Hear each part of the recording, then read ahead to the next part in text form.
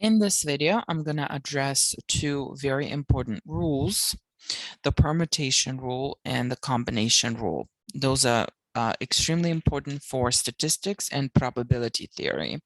So let's dive into it. And we're going to start with example. And this example reads, if there are 30 people in the classroom, how many ways can we select a president, vice president, and a secretary? Okay, so we have to fill 3 slots. And how many choices do we have for the first person? So the first person selected will become a president, will be assigned a specific duty. Okay, so since we have 30 people in the classroom, any of them can fill the role. So we have 30 to choose from. For the next choice, which will become the next person selected will become vice president. We have 29 to choose from because the first one that we chose is unavailable anymore, right? So we have only 29 available people left. So once we select the vice president, now we need to select secretary. How many available people do we have? Well, that's 28, right? So 28. So again, we could put it in the calculator, figure out how many there are. But if we were to write it in using our factorials, we would have 30 factorial in the numerator. And what do we have in the denominator? I want you to think about it before you answer. And we're cutting off the tail starting with 27, right? So that would be 27 factorial. Now, I'm basically moving you towards deriving a formula, and that's why we're not interested so much in the number right now, but in how do we come up with a formula. So here I would say if we had an 30 people total, and then we selected, we're gonna call R, the number of selected people was 3. So how can we come up with these numbers using these numbers? Well, it's obvious. In the numerator, we have n factorial, right? In the denominator, we have n minus r, which is 30 minus 3, which will give us 27 factorial. So that is called a permutations rule. This is our permutations rule.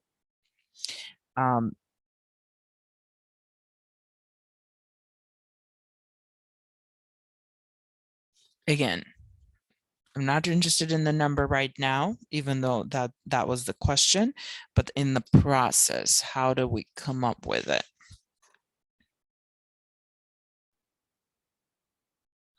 And here's the official permutations rule. And when do we apply it? We apply it when we are selecting from distinct objects in distinct objects, and we're selecting them in order, right? And in a straight line, we're actually assigning seats or assigning jobs. So the order in which objects are selected is important. Okay, so requirements, we have n different items available. 2, we select R of the n items without replacement. And 3, we consider arrangements of same items to be different sequences. So for example, the permutation of ABC is different from CBA, even though the same letters are involved, but they're different permutations of the same letters. Those are different objects or different words.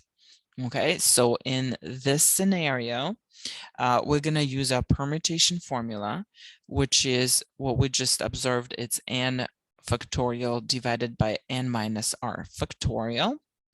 Here's the notation that you will see. There are two different notations, and you're gonna see both of them equally in literature or in software calculators.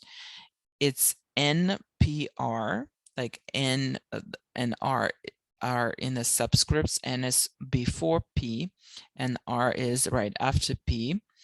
Or like this, P followed by N in the superscript and R in the subscript. So both of these notations are acceptable. So let's take a look at how we can use our calculator to solve problems involving permutation.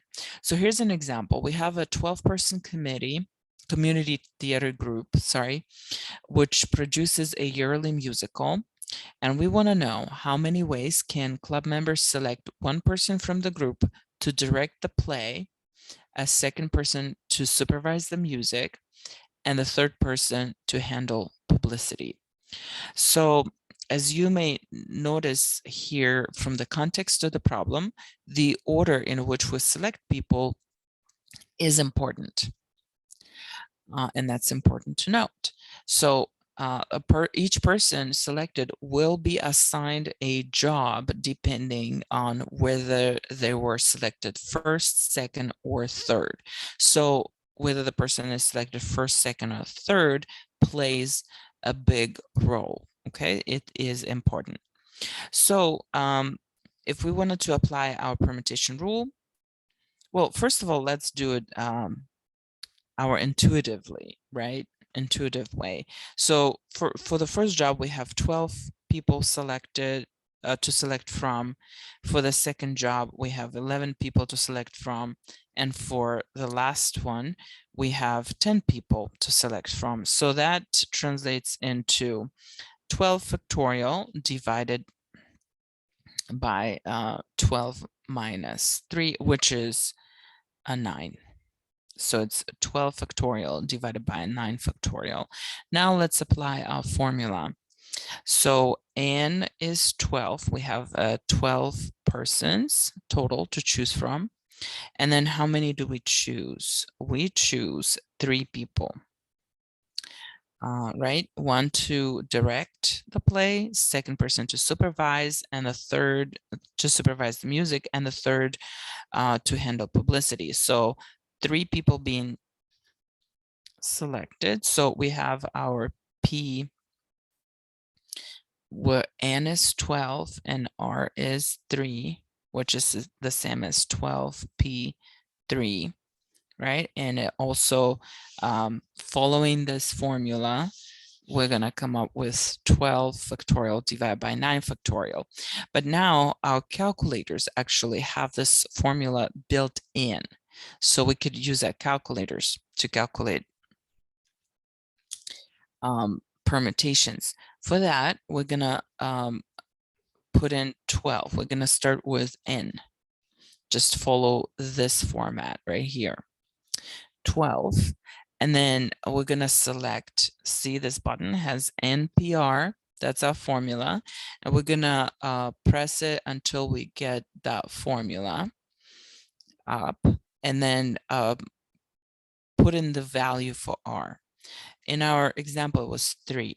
So that gives us 1,320 different permutations for this scenario. So now for the next example, we're gonna change the problem a little bit. We still have a 12-person community theater group that produces a yearly musical. And this time, instead of assigning a specific job for each person selected, we're gonna select a 3-person committee that will actually supervise all of this.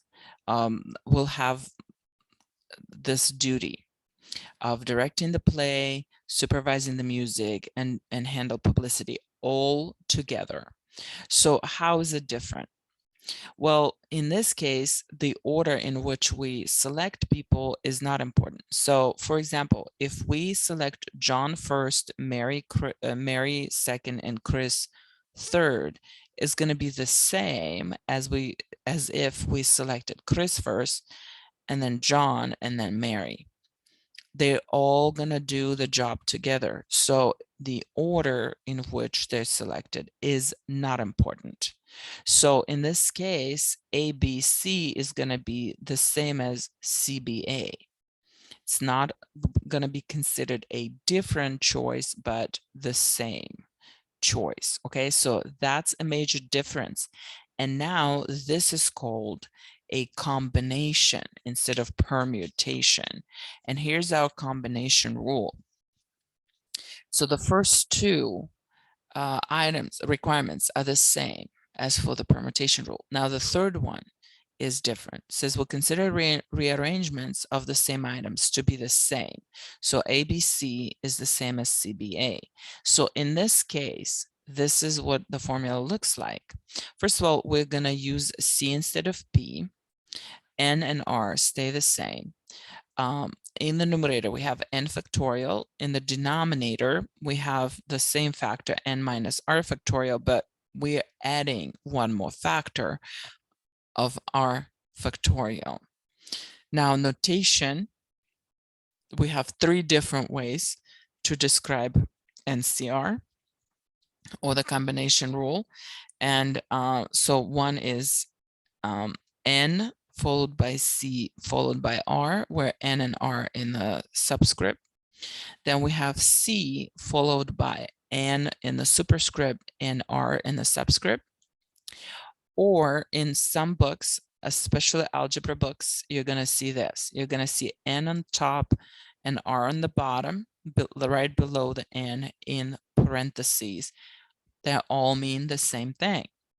Again, this formula is pre-programmed in your calculator. Is right here in this TI 36X Pro, and it could be in a different place in different calculators, but most scientific calculators will have it. So let's actually go ahead and do this problem.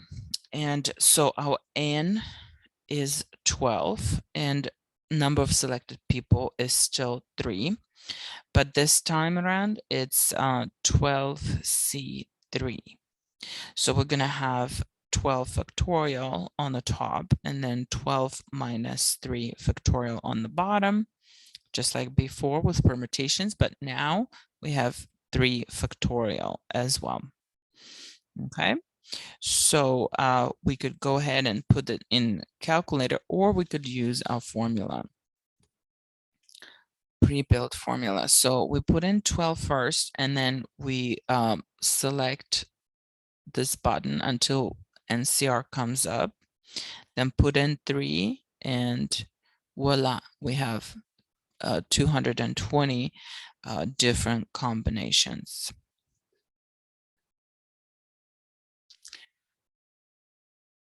Okay, guys, so distinguishing between permutations and combinations is very, very important. So let's take a look at it together. So the first two conditions are the same for permutations and combinations. We're going to select without replacement. And here's the difference. When the order in which the objects are selected is important, then we have a permutation. But when the order is not important,